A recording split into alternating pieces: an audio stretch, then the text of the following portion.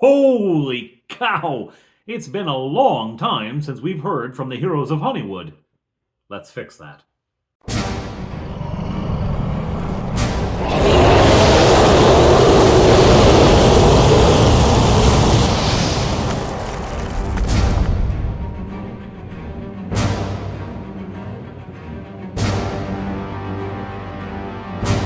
Hello, everyone. I'm Father Aaron, otherwise known as the Dungeon Minister. All right, so there was a brief interregnum where I told the story of the poisoned well. If you haven't seen it, go check it out. You can't click there because YouTube took away the ability to put that, so you've got to go down.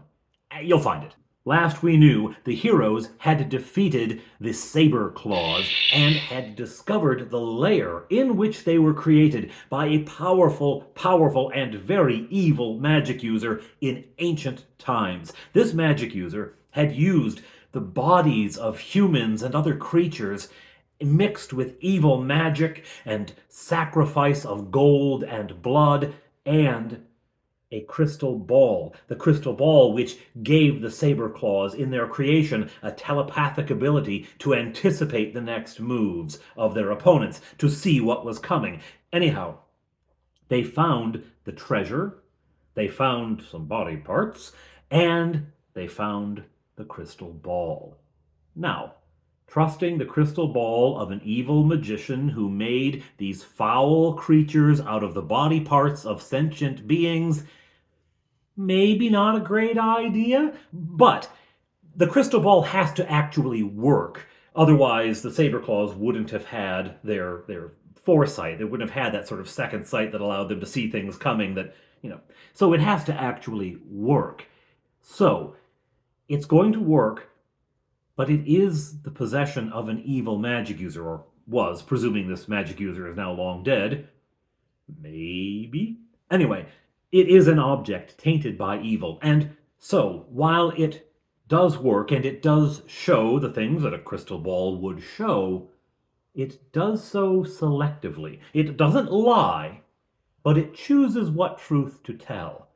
We'll see how this plays out. And what exactly does the Dungeon Master's Guide say about a crystal ball? What will it show? Well, this. This item can only be used by an elf or magic user. Its owner may look into it and see any place or object thought of. It will work 3 times per day, and the image will only last for 1 turn. Spells cannot be cast through the crystal ball. The more familiar the object or area to be seen, the clearer the picture will be. There you have it. Now, having found this, the first thing they want to do is try it out, right? And Bob Johnny tries first. He picks it up and holds it, but you may remember he has gauntlets of ogre power. They make him very strong. When he hits something, boy, does it do damage. But it also means he has leather and metal on his hands. He can't actually touch the crystal ball, and the player doesn't think it through, take the gloves off first, right? So he tries it, nothing happens. Touchberry says, I'll try it. He picks it up, but it can only be used by magic users and elves, so nothing happens. Fire, nothing happens. Fleetwood finally takes it, and in bare hands holds it and looks into it. What does he see? Well, what are you asking to see? What do you want to know? The first thing on their mind, the first thing is, where is Skåne?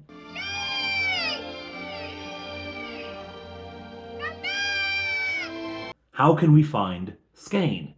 Now, it's going to tell the truth, but it is going to tell the most inconvenient version of the truth. There is a path that will take them relatively close to where Skåne is, in a relatively short distance and time. The crystal ball shows them a tortuous route through the mountains, up and down, through the most difficult terrain, ending at the same spot, right? Because they ask, he asks, show me how to find Skåne. And so it's like a drone flying over the mountains, right? And he's trying to absorb it all very quickly. It shows them this route, and it ends with Skåne sitting on the ground in the middle of pine trees, snow on the ground, simply watching. Well, okay, there he is, and I think I figured out the path to get to him. Okay, I let the player have that because giving them information, but saying, "Oh, but you didn't remember it. Oh, you weren't quick enough." It's just kind of a jerk move. So I said, yeah, you can remember basically how to do it. All right, fine. What else do you want to know? Well, we knew that when we left, we knew there was a battle happening down at Kilmarnock. We knew that Kilmarnock was under siege by the Baron of Camoik. Let's see what's happening there. Show me Kilmarnock. Well, what is the crystal ball going to show? The worst possible vision. They see, or Fleetwood sees, Kilmarnock from the air and zooms in quickly into the Count's palace, into his chamber, and up to his seat. And on his seat sits not Cormac, but rather Bargle. Bargle, reclining with a smirk on his face on the seat of the Count of Kilmarnock, and standing beside him, just in the shadows, Sandor Clegane. Yeah, okay, I stole the name. Let it go. Sandor Clegane. They had known him. They had trusted him. Do remember, or just trust me, because why would you bother keeping this in your head? I have enough trouble keeping it in mine. Do remember that back in the Coile Jom Hair, in the sacred pool, in the vision pool of the wizard, the sorcerer's pool, Fleetwood had seen a vision of Sandor Clegane. The bloody hound! And he had felt an emotion of great anger. Now he sees him here, apparently occupying the same position for Bargle that he had for Count Cormac. Apparently now collaborating with the evil wizard. The anger rises in Fleetwood. There is the vision fulfilled. Partly. Okay, what else? What else should I look at? Evalio. I want to make sure Evalio is dead because his body disappeared from the field of battle. They had seen his remains, but when they went back to collect them, they were gone. Show me Evalio. And the crystal ball goes dark. Does that mean he's in a dark place? Either literally dark or figuratively dark? Or does it mean he's dead? Well, they try another question, and of course they've used up their 3. It doesn't show them anything, but they don't know that it has a limit of 3, right? They don't have the access to the Dungeon Master's manual. They don't know that there's only 3 times a day. So they're wondering now, did asking to see a dead person, did that break it? Did that ruin it now, or what? Well, we'll try some other time. Put it into a bag. Let's see if we can find Skane. They do camp, I think, because it was later in the day by the time all of this happened, by the time they counted the treasure, etc., got it down out of the cave. So they camp at the base or just inside. Actually, they camp just inside. And as they are in there, they hear the approach. They hear the approach of someone outside. Goblins. Goblins are making their way up the valley. Now, this was a random encounter roll. I just rolled it. But I did have in my mind that the goblins are shadowing them, are following them through the valley. And in fact, that is why the donkey came booting it up the valley. It had come in from some side cleft or valley, seen the goblins and run, and that's why they intercepted it. So here they come. Now, they've got a watch. Obviously, the party has a watch set. And it's Touchberry, and he's up at the top in that upper cave which looks down the valley. They have a fire going at the base, right, in the doorway down at the bottom, and so the goblins are focused on that, and they're not seeing the watchmen up above as they draw close, sneakily. They don't seem to be coming to attack. They have weapons, but they don't have them drawn. They don't have the posture of attack. They have the posture of curiosity. They're looking. And so Touchberry shouts down, "Hey there!" You know, all freaking out, these goblins everywhere. And they freeze, and they pull back a little bit, right? And the shout also alerts the people at the bottom who get up. And so now the whole party is ready. And they have a sort of a shouted parley with the goblins. "What are you doing here?" "What are you doing here? You said go to dragon. You say fight dragon. What you do here? Why you here?" right? So they give a back and forth, and eventually they work out that the goblins are, just minding the edges of their territory and making sure that the PCs are doing what they said they were doing. And the PCs say, well, that's what we were trying to do. We ran across some creatures here, we fought them, we found their lair. We're still trying to get up to the dragon, don't worry. The goblins say, you better be. They sort of back off into the night. Conflict avoided. Oh, points to the players for role-playing out of it rather than just rolling dice out of it. Next morning, they get up, they memorize spells, all of the combat spells, which is magic missiles, webs, and lightning bolt, and off they go. The road is torturous. As I said before, I showed them the worst possible path, and it's a hard slog, but they get terribly lucky with the dice. As they're slogging their way up, even though this is a wretched path and it takes them twice as long as it should, I still roll nothing but 2s and 1s, and I'm looking for 4, 5, 6. 4, 5, 6 is an encounter in the mountains, but I'm not rolling it. So they get away with that, and it takes them a while. They have to camp out up there. They set watch, and I'm thinking surely at night something. No, nothing's coming. Nothing's coming. Okay. They eventually find their way into a valley. I say you begin to come down into an area that opens wide beneath you, and you see a vast forest filling this valley. It comes almost up into the foothills, but as the foothills start, the ground becomes too rocky to support thick trees, so the vegetation becomes very scrubby and low and short and thin. Now, where in this forest is Skane, right? But he has been watching. He's been watching mostly that one pass, but he's been scanning, and he saw something. A glint of metal maybe in the mountain, and so he comes lumbering toward them. And I did this because I really didn't want to do like 6 sessions of casting around pointlessly out in forest hexes, right? I just, that was me sort of, massaging the world to make things happen a little faster.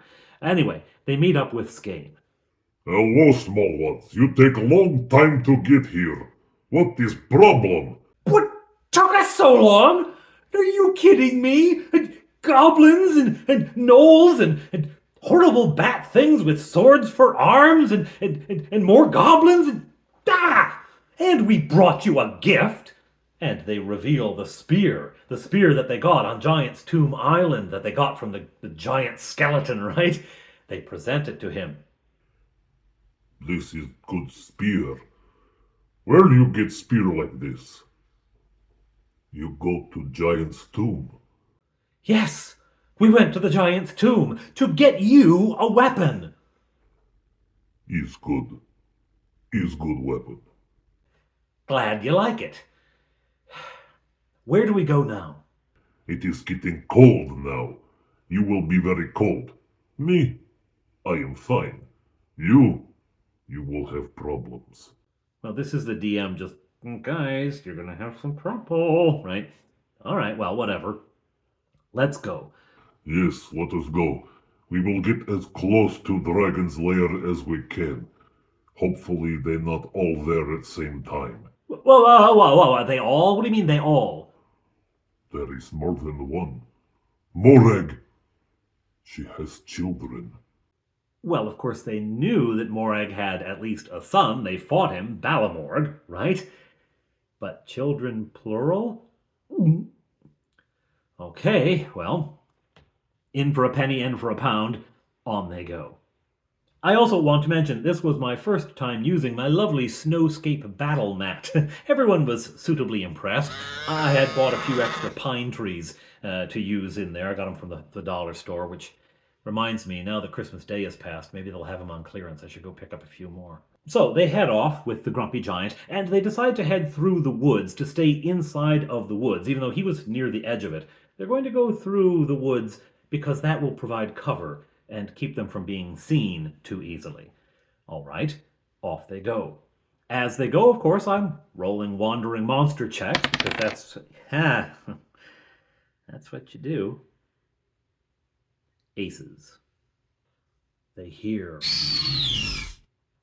and they hear the flapping of wings, and over their heads soars a white dragon. Now, They have tried to remain undercover so as not to be seen, but a dragon has a keen nose, and a giant is a hard thing to hide. So even though they're going through the woods, Skane is simply too big to be hidden, right? And so he's been spotted, and the dragon is coming to see what he's up to. And as it draws closer, it can smell horses, human, elf, and... what is that?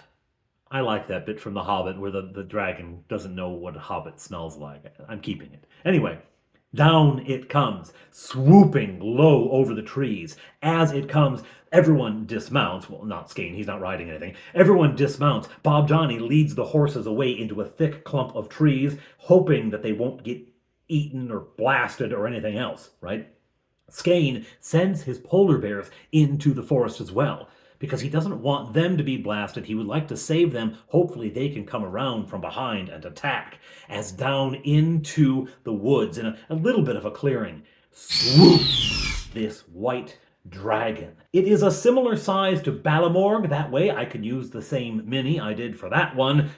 Save some money. In it comes, swooping down and hovering above the ground in wind beats, throwing snow and twigs everywhere as all of the PCs take cover behind trees around the back of the dragon as the dragon faces down this giant. This valley belongs to us, Giant. What business do you have here? This was my home before you and your kind came here. I have every right to be here. Right? You fool! Shall I tell my dear mother how you died for your rights? Tell her what you want. And Skane thrusts with that magic spear that they gave him. It finds home and... woo! He does a whopping 13 points of damage. Boom! Now, the dragon's instinct when attacked is to reply with its breath weapon. Were this an older, wiser dragon, he might realize that cold breath is not going to be particularly effective against a frost giant. But it is not an old dragon, it is not a wise dragon, this is a young dragon, and it is all impulse and rage, and so... boom! Out comes the breath in a vast cone, covering the giant and spilling beyond. Is it going to catch any of the PCs? No, they have scattered. They have scattered far enough. As soon as the dragon was heard coming, Fleetwood was shouting, "Scatter everyone! Run away! Run away! Scatter, get as far apart as you can," right? Because he knows how dragon breath works. So they had all scattered out and they all sought cover. So no, Skane receives it full. Well, according to the DM's manual in the monster description for the frost giants found in the expert book, frost giants are immune from all cold-based attacks. So the cone of cold shoots over Skane, and after the dragon is done flapping its wings and looking to see what has happened, Skane, icicles in his beard, just smiles as the ice cracks, right? And at that moment, from behind the dragon come whistling 6 magic missiles. Now, you may be asking, why not lightning? Why not lightning? Surely that would be a better attack on a dragon than magic missiles. The problem is how close Skane is standing to this dragon. I mean, it is flying here. He had hit it with his spear, so he's not that far away. It had blasted him with cold. They're pretty close, and where the spellcasters have put themselves is sort of on the other side, behind the dragon, right? Anything they shoot has a strong possibility of hitting Skane. And so they decide to play it safe and fire their magic missiles. Both of them do, 3 missiles each because of their level. So 6 magic missiles come slamming in to the dragon. It roars, it bellows in rage, and it whips around, and as it does, makes a tail attack on Skane, which connects, right? And it starts soaring toward the other side of the clearing. Oh no! Die, elf! Touchberry runs out into the clearing because he's Touchberry and he's just gotta get into the action. What has he got? A sword, right? Here he comes, and the dragon lines him up and breathes. Fortunately, halflings have very good saving throws. Yeah, not a problem. Not a problem. Touchberry is going to take half, which by this time is a mere 11 points. Okay, Skane's hit and the 6 magic missiles have all dropped this guy so far that his breath is only doing 11 points of damage, meaning he has 22 hit points left, which is not much. These dragons, that's actually not bad for a dragon in the basic book, for a white dragon in the basic book, right? He was pretty high up there. I tend to give the dragon the best possible, because, come on, 6 hit dice for a dragon, even a small dragon, come on! So, he's been hit by 6 magic missiles and a spear. That has dropped him down quite a bit. He still has 22 hit points left. He unleashes that breath, but Touchberry makes the save. Following that, 2 lightning bolts. The dragon is now far enough away from Skane that there's no worry of hitting Skane. Foefire also shoots an arrow from her bow. The first one, as it was coming toward Touchberry, missed. The second one does connect for 4 hit points or something like that. Combined with the 2 lightning bolts, though, that's it for the dragon. That's it for the dragon. It makes its save, but by about 4 hit points, it's still a goner. And so it's soaring toward Touchberry, hit by lightning and the arrow shaft, and it crumples up, and it's rolling down toward Touchberry. Dexterity check. Ooh, he makes it, rolls out of the way as the thing crashes into the ground. Dead. Now, Touchberry's player, at this point, was disappointed. He had wanted to do some damage to this dragon, right? He was not happy that he couldn't kill it. Don't worry, Touchberry. Remember, Skane said, children, plural. Another cry is heard.